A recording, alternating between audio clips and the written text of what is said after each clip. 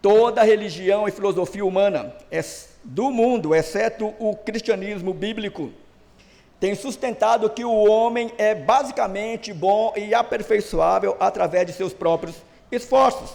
Jean-Jacques Rousseau, que um filósofo francês do século XVIII, ele disse certa feita que o homem nasce bom e a sociedade o corrompe. Contudo, quando nós olhamos para a revelação de Deus encontrada na Sagrada Escritura, é que podemos entender a total depravação do homem, que mostra ser ele totalmente incapaz de salvar a si mesmo, ou de fazer qualquer obra meritoriamente boa com respeito à sua própria salvação. E é justamente isto que Paulo está tratando na carta aos Romanos. A tese da carta é Paulo apresentando um Deus santo, soberano, justo, que ele justifica aqueles que nele crê por meio da fé em Jesus Cristo. E diante dessa tese da carta, algumas indagações foram levantadas, e Paulo então envia esta carta como resposta às indagações feitas por alguns irmãos da igreja de Roma. Uma delas seria: Deus é justo em salvar alguns e preterir outros? E tantas outras questões e questionamentos que Paulo vai responder no decorrer da carta, que nós veremos mais adiante. Mas quando nós abrimos a carta, e logo do capítulo 1, do versículo 1 ao versículo 17, Paulo ele vai mostrar a sua consciência aguda sobre a consciência que ele tem sobre o Deus justo, que justifica aquele que nele crê por meio da fé. Paulo apresenta a sua consciência sobre a sua própria pessoa, quando ele diz que ele foi transformado da condição de perseguidor para agora alguém que servia a Cristo por meio da sua vocação apostolar. Paulo apresenta também a consciência que ele tinha acerca do Evangelho, esse Evangelho que aponta e que tem como fundamento e como centro a pessoa de Jesus Cristo. Paulo também vai falar o efeito que este Evangelho produziu na vida dele, produziu na vida daqueles irmãos da igreja em Roma e em nossa vida, porque é por meio da mensagem do Evangelho que aqueles que em Cristo crê são transformados e justificados pela ação gloriosa de Cristo na cruz do Calvário. Paulo também vai apresentar a consciência que ele tinha sobre aquela igreja em Roma, que a despeito de toda a perseguição, Paulo diz que a fé deles, o testemunho deles, havia chegado ao fim do mundo. Paulo também apresenta ainda nesses versículos a ideia que ele tem, a consciência sobre a nossa responsabilidade como igreja para levar a mensagem adiante. E Paulo diz que, com respeito a mim, eu estou pronto para pregar, tanto para judeu, como para grego, como para bárbaro, porque pesa sobre mim esta responsabilidade. E a mesma responsabilidade pesa sobre nós. E aí os dois últimos versículos, capítulo 1, do versículo 16 e 17, Paulo vai fundamentar a sua tese, dizendo que não envergonhava do Evangelho, porque o Evangelho é o poder de Deus para a salvação de todo aquele que crê, primeiro do judeu e também do grego. E aí Paulo diz: porque a justiça de Deus se revela no Evangelho de fé em fé, como está escrito: o justo viverá pela fé ou por fé. A pergunta que se faz é: seria Deus então justo para condenar, preterir alguns e salvar outros? Paulo então vai apresentar o retrato real de toda a humanidade depois da queda. E eu trago como tema para esta mensagem o Deus justo e a depravação humana. E Paulo vai dizer que, diante do quadro apresentado, que ele expõe aqui, da condição de toda a raça humana, desde a queda até a consumação de todas as coisas, Deus, ele age na sua justiça ao salvar e ao preterir. E queira a gente possa entender ou aceitar pela fé ou não, Deus não deixa de agir desta forma. E aqueles que em Cristo creram foram eleitos para a salvação antes da fundação do mundo. E é por isso que Paulo vai justificar a sua tese.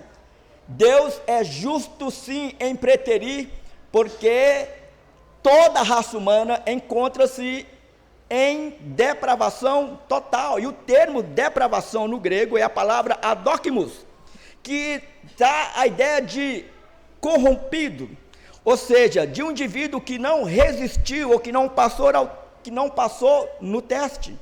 Em relação a Deus, é o indivíduo cuja mente e coração encontra-se espiritualmente corrompido, indigno, inútil. Assim sendo, pelo fato de sermos criaturas depravadas, toda a humanidade se encontra debaixo da ira de Deus. E aí Paulo vai, no versículo 18, abrir agora o que ele deseja falar, apresentando que a ira de Deus se revela.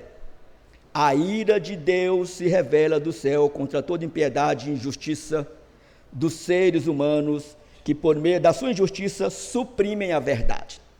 Quando nós falamos, ou quando nós lemos texto como esse, e que nós abordamos sobre a ira de Deus, via de regra, nós trazemos à nossa mente que a ira de Deus é algo brando. Deus é justo, mas Deus não se ira ao ponto de chegar a este absurdo de preterir alguns e de que estes vão continuar condenados ao inferno. Mas quando nós falamos da ira de Deus, nós temos que lembrar aquilo que a Escritura registra, que desde aquele momento, quando Adão e Eva conscientemente desobedecem e em plena rebeldia, eles tentam andar no seu próprio caminho, segundo o curso do seu próprio coração, na ira santa de Deus, Deus os baniu do jardim do Éden. Logo depois, capítulo 6 em Gênesis, você vai perceber e você vai ler que a maldade acelerou e toda aquela raça ou a humanidade encontrava-se em total depravação, chafurdando-se no pecado. Deus envia o dilúvio, ira de Deus. Deus destina sua ira sobre duas cidades, onde a sensualidade estava totalmente descontrolada, ao ponto dos homens se propor a ter relação sexual com os anjos que foram chamar ou avisar Ló para que ele pudesse sair, porque aquelas cidades seriam fulminadas por Deus. Então, quando nós falamos da ira de Deus, nós estamos falando de algo extremamente grave. É essa a ideia que Paulo está tentando inculcar na mente daqueles irmãos da igreja em Roma. Para Paulo, somente o fato do indivíduo saber que a ira de Deus, ela se revela sobre toda a raça depravada, na condição de pecado que o homem se encontra, seria suficiente para que esse homem pudesse se render a ele, como Senhor da vida deles. Então Paulo diz que a ira de Deus, ela se revela do céu contra toda a impiedade e perversão dos homens. E aqui nós encontramos a resposta decidida e determinada de um Deus que é santo e que abomina o pecado. É um Deus que ele ama o pecador, mas ele abomina o pecado. E é um Deus que sempre vai chamar o homem à sua responsabilidade diante dele. A condenação que pesa sobre toda a raça humana não está desassociada da responsabilidade do homem. Tanto é que quando Adão, ele peca juntamente com Eva, e que pesa sobre ele agora este medo que ele dá aquele start de que ele havia quebrado as regras ou pecado contra Deus, ele de imediato tenta se esconder de Deus, e Deus chama Adão à responsabilidade. Quando Deus chama Adão onde está, não é porque Deus não sabia onde Adão e Eva estavam.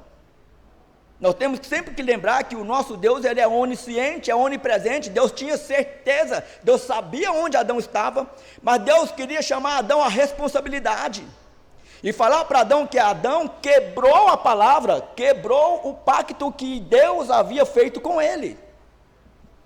E por isso, pela desobediência de Adão, toda a raça humana, ela encontra-se no estado de depravação total.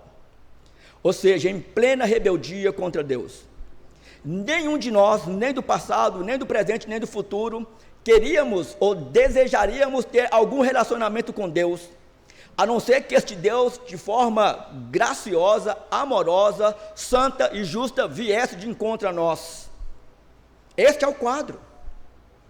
Então Paulo, ele vai trazer esta ideia para aquela igreja, e para nós nos dias atuais, que Deus se revela de duas maneiras. Primeiro, por meio das coisas criadas, por meio de toda a criação, versículo 19 ao versículo de número 20, você pode acompanhar o versículo 19, pois o que se pode conhecer a respeito de Deus, é manifesto entre eles, porque Deus lhes manifestou. Deus se revela por meio da criação. Salmo 19, versículo 1, diz que os céus revelam a glória de Deus, e o firmamento anuncia as obras das suas mãos. E Paulo vai começar a dar o checkmate neste homem que coloca a responsabilidade da sua situação, da sua condenação em Deus e não nele.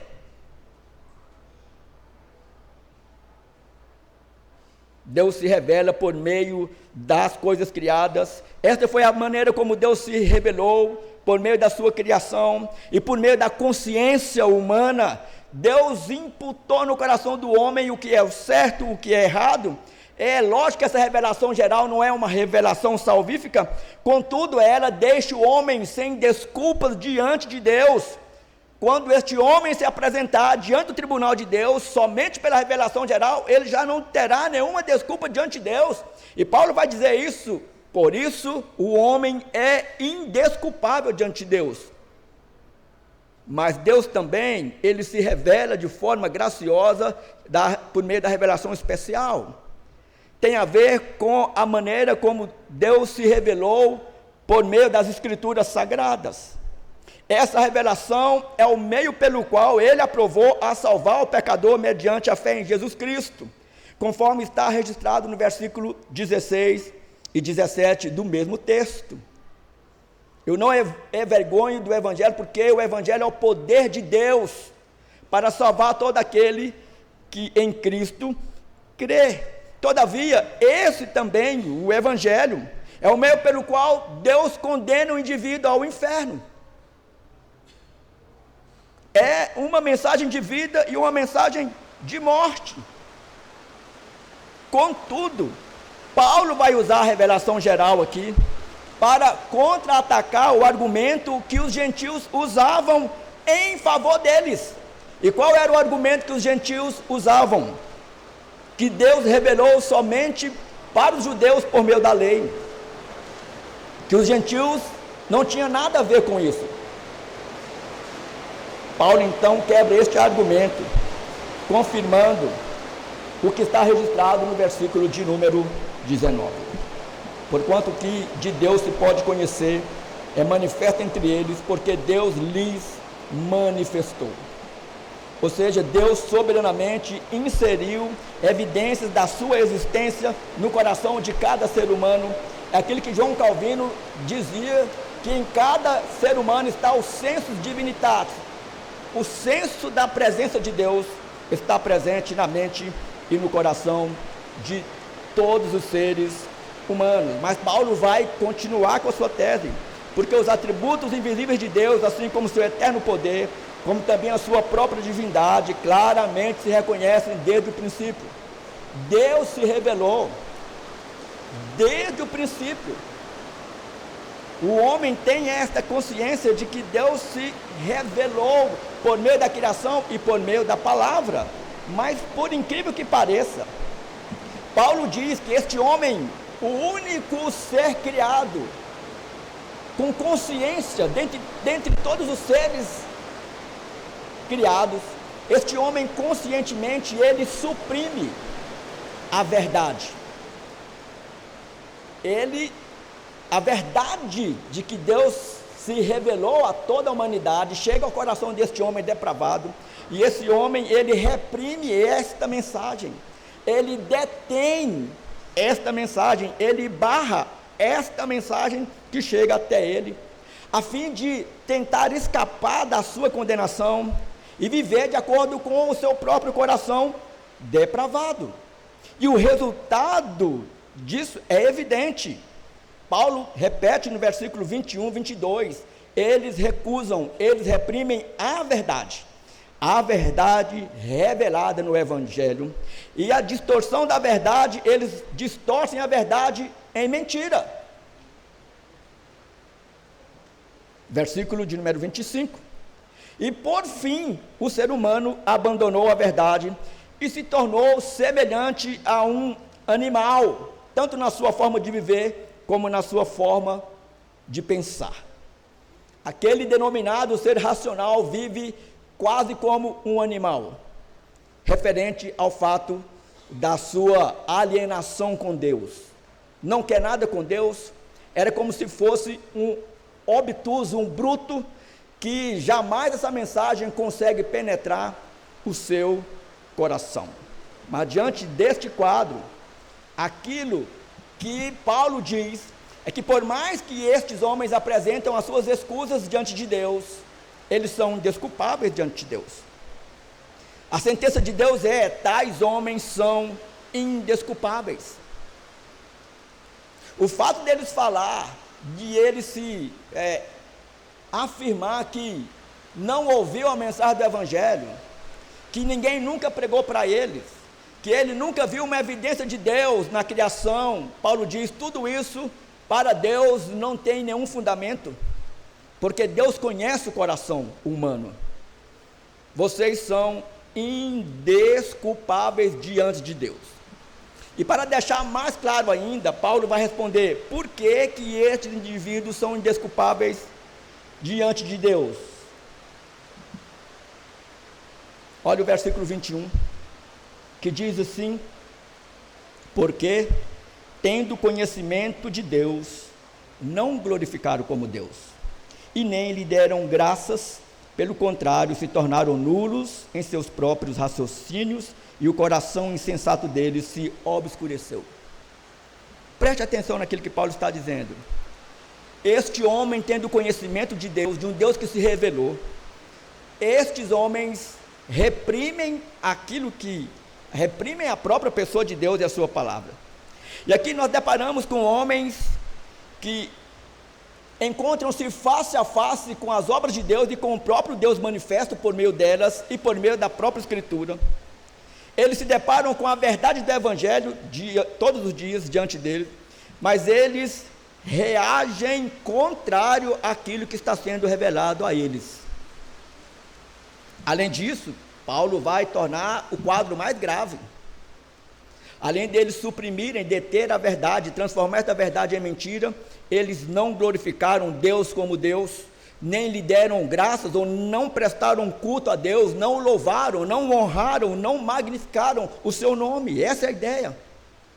A rebeldia no coração desses indivíduos, ela é tão profunda, que tudo que aponta para Deus, o próprio Deus, a sua palavra, a sua igreja, tudo isso é rejeitado diante deles de forma consciente, e às vezes com dura perseguição e violência. Então esse fracasso mostra qual deveria ser o fim principal do homem, que o homem abandonou desde a queda, que era glorificar a Deus e desfrutá-lo da sua pessoa para todo sempre. Mas um abismo chama outro abismo. Olha o que Paulo vai dizer: eles tornaram-se nulos em seus próprios raciocínios, obscurecendo-lhes o coração insensato. Eles rejeitam a Deus de forma consciente, eles afastam-se da luz de forma consciente e cada dia mais embrenham-se nas trevas. É aquilo que nós lemos na a primeira carta que João escreve à igreja. Como que Deus seria injusto em condenar indivíduos dessa forma? Que toda maneira que Deus se revela, que Deus se apresenta a este homem o renega. Esse homem dá de costas, não dá ouvido, não tem um tempo para isso. Mas um abismo chama outro abismo. Paulo diz: inculcando-se por sábios, tornaram-se loucos. Essa sabedoria que a gente vê na sociedade como um todo, uma sabedoria humana que ela é completamente alheia de Deus. É uma sabedoria que debita a criação à conta do acaso.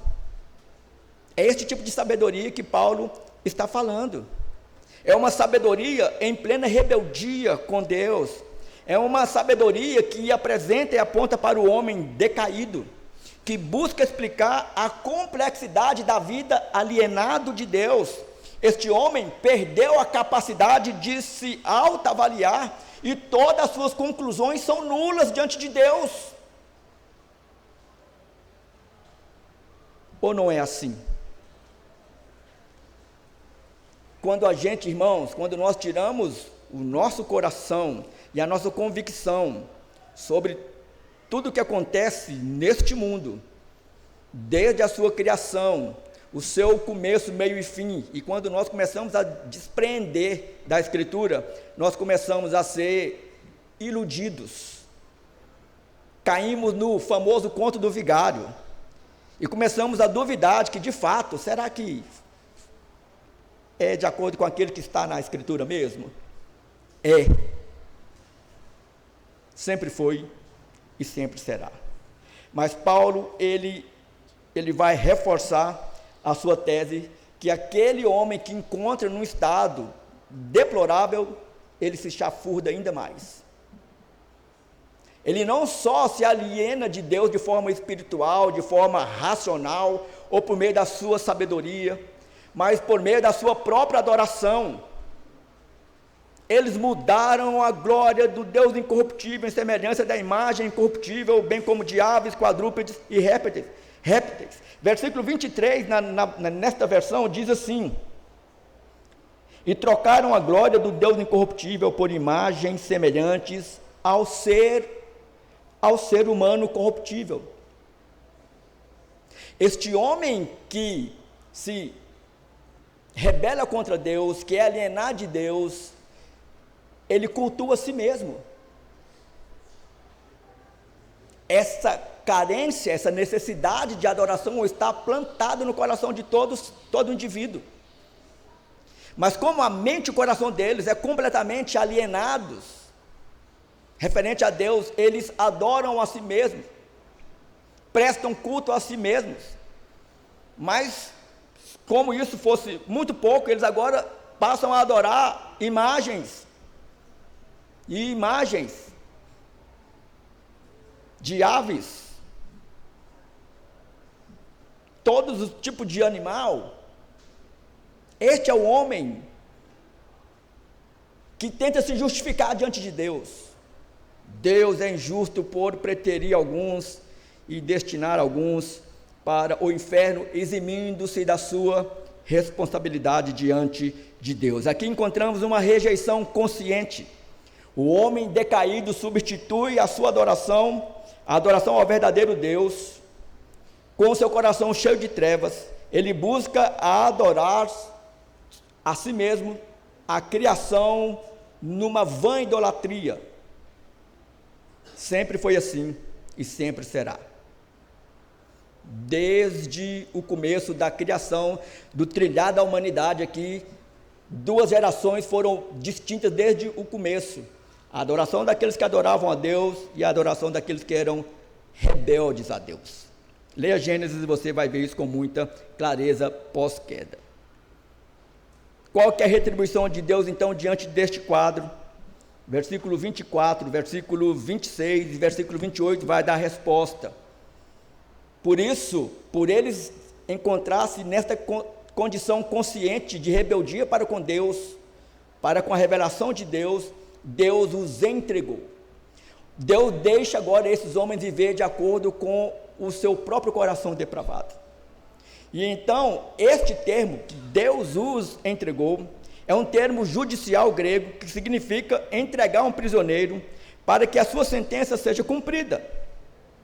Ele carrega o sentido de abandono, é Deus abrir mão desse indivíduo, ou destes indivíduos.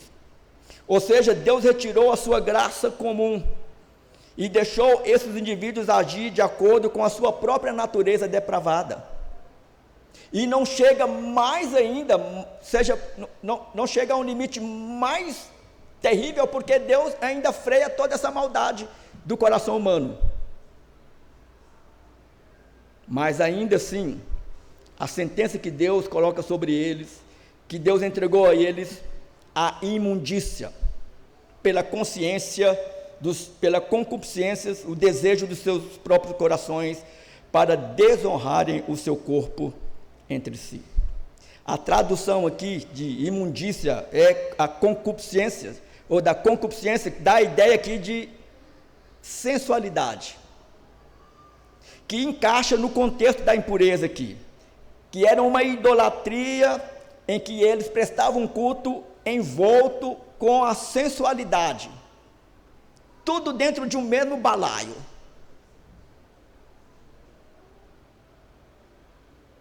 Com prostitutas, prostitutos cultuais e tudo isso, orgias sexuais e muito mais do que a gente possa pensar e imaginar.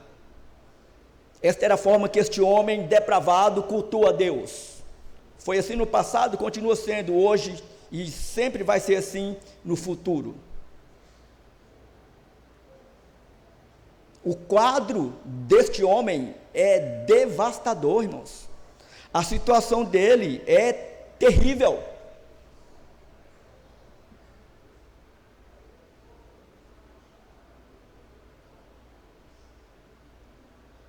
Mas, como eu disse, um abismo chama outro abismo, impureza promove mais impureza. E aí, versículo 26, mais uma vez, por causa disso, os entregou Deus a paixões infames. E Paulo vai falar ao nível que este ser humano desceu. Porque até as mulheres mudaram o modo natural de suas relações íntimas por outro, contrário à natureza. Paulo usa a linguagem direta aqui para condenar a perversão sexual fora do seu justo lugar, dentro do relacionamento conjugal. A ideia aqui do contrário à natureza é contrário àquilo que Deus determinou. Sexo é dentro do padrão do casamento. Não pode ser fora deste padrão. Mas aqui, Paulo, ele vai dilatando a ideia para que aqueles que tentavam se justificar ou sair pela tangente diante de Deus, Paulo vai colocando argumentos para que aquele homem não tenha para onde correr e não terá. Paulo, considera a união do sexo no casamento como um relacionamento natural, aquilo que foi determinado e regido por Deus. Mas ali, naquele contexto, as mulheres trocaram as relações, suas relações naturais do sexo, por aquelas contrárias à natureza. Resultado, lesbianismo. Mulher com mulher. Não pode falar isso disso mais não. Porque se você falar desse assunto, o YouTube corta a sua mensagem. Sabia disso? Não pode mais falar. Eu já tenho algumas aí cortadas, proibidas. Mas Paulo vai mostrar, irmãos, que o quadro é muito mais tenebroso do que a gente possa imaginar. Semelhantemente, os homens também, deixando o contato natural da mulher, se inflamaram mutuamente em sua sensualidade, cometendo torpeza homens com homens. Olha a que nível que o pecado trouxe o ser humano.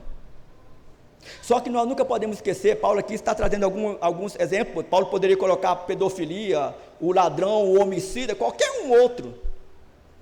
Mas o que Paulo quer deixar bem claro aqui, irmãos, é que este homem alienado de Deus, ele é capaz de praticar os atos mais absurdos que a gente possa imaginar. É interessante que Paulo, quando escreve a primeira carta à igreja em Corinto, Paulo diz que dentre aqueles irmãos da igreja de Corinto, estavam nesta condição, lesbianismo, de homossexualismo, eram ladrões, eram pessoas que fraudavam o sistema, eram homicídios, mas Paulo diz, mas vocês foram transformados por Cristo. A condição de vocês, a situação de vocês hoje, é totalmente diferente daquelas do passado. Como eu disse no início, Deus, Ele abomina o pecado, mas Deus ama o pecador.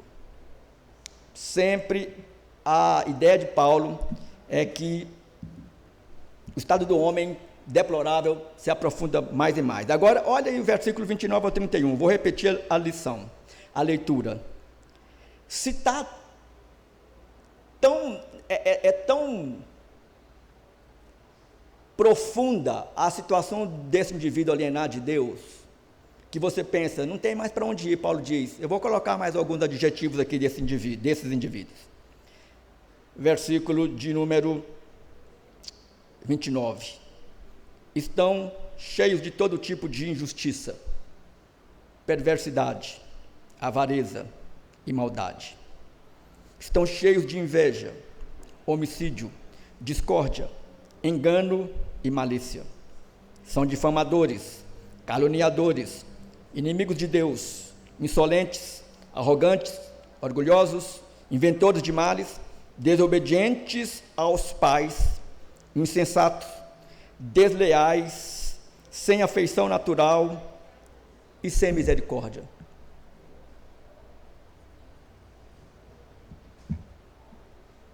Posso até imaginar Paulo virando para alguém perguntando, mais algum adjetivo aí? Esse é o quadro deste homem rebelde, alienado de Deus, irmãos.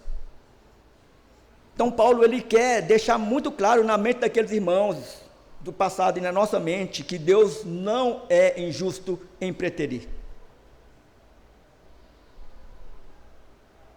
O homem responde por si mesmo. Então este homem decaído, que tem implantado em si esse senso de Deus no seu coração, esse senso de moralidade, a consciência do que é certo e do que é errado, eles são instigados por meio da revelação geral, por meio da revelação especial, a reconhecer a situação que eles estão diante de Deus e não ficarem se justificando. Além de cometer todo tipo de pecado, este homem decaído, ele não só comete o pecado, mas ele incentiva e aplaude todos aqueles que andam no mesmo curso de vida que ele, versículo de número 32. Não é só esse indivíduo praticar o mal, mas é ele incentivar e aplaudir aqueles que também cometem aquilo que ele comete. E aí Paulo vai fechar então o seu raciocínio. Qual é a punição de Deus para esses indivíduos então? Paulo vai responder no versículo 27 que estes recebem em si mesmos a merecida punição dos seus próprios erros. E aqui nós podemos ver duas maneiras em que estes homens colhem as consequências dos seus pecados, desde a queda. Primeira é a consequência ou as consequências que os homens recebem por causa dos seus erros, da sua alienação de Deus, que tem a ver com o tempo presente, que tem a ver com as suas consequências, tem a ver com consequências de cunho psicológico, emocional, profissional, familiar, saúde, tudo está de ponta cabeça. E este homem colhe agora as consequências do pecado, às vezes a sua família, seus filhos. Este é o quadro.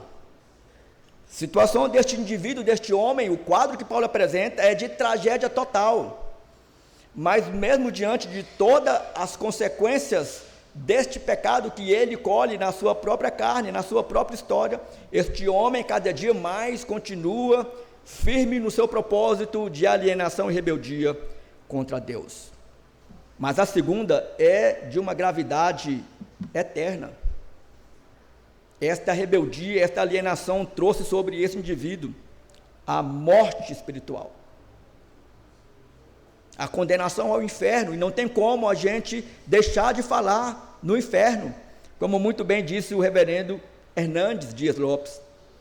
O nosso problema não é falar do inferno, o grande problema é a pessoa ir para o inferno.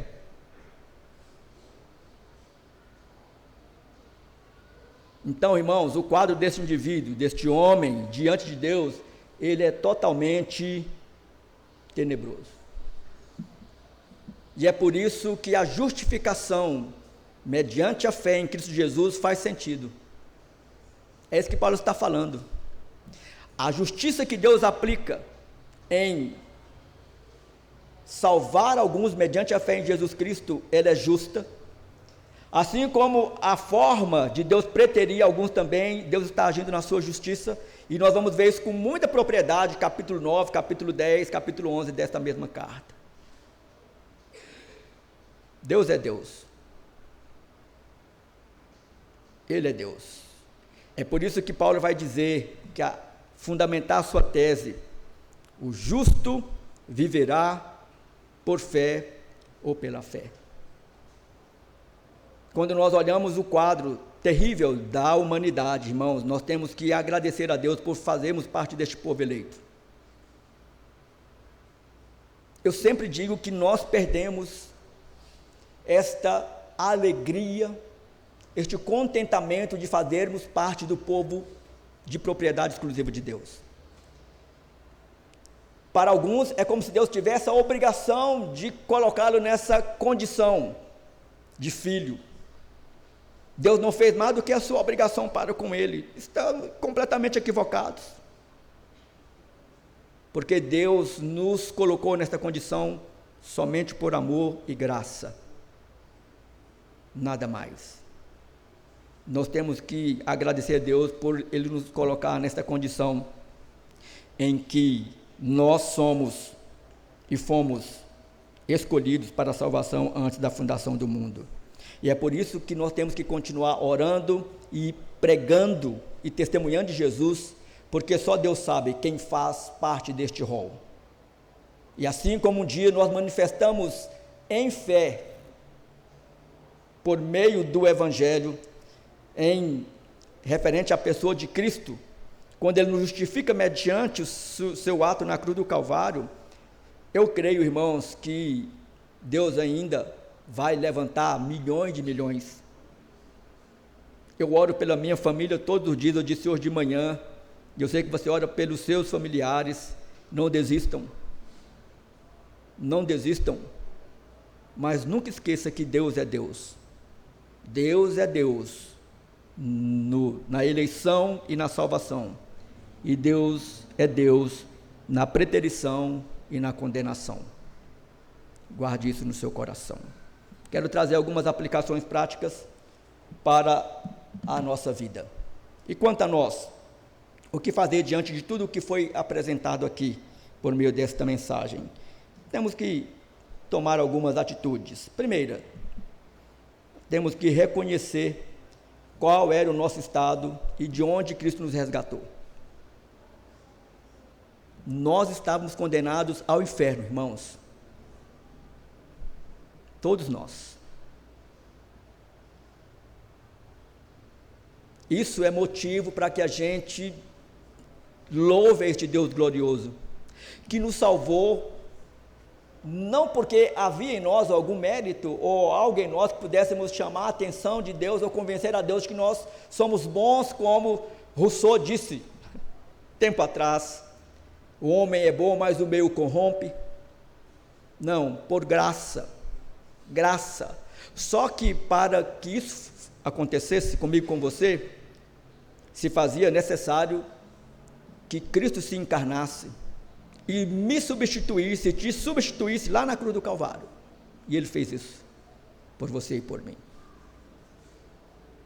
Não esqueça disso. Mas também, segunda aplicação, é que nós temos que ter a convicção de que fomos justificados por Deus mediante a fé em Jesus Cristo. Deus nos fez justos mediante o sacrifício de Jesus na cruz do Calvário. É Ele que nos justificou. O preço foi pago. E é por isso que Paulo diz, aqueles que têm esta consciência de que foram justificados, agora apresentados diante do tribunal, livres, este tem que viver pela fé, caminhar por fé, descansar o seu coração, que naquilo que está registrado na Escritura, não tem como ser diferente. Por fim, a terceira aplicação é que nós também temos que ter a convicção de que todos somos portadores de uma natureza decaída, ainda, mesmo depois de salvos. O meu coração e o seu coração é rebelde para com Deus.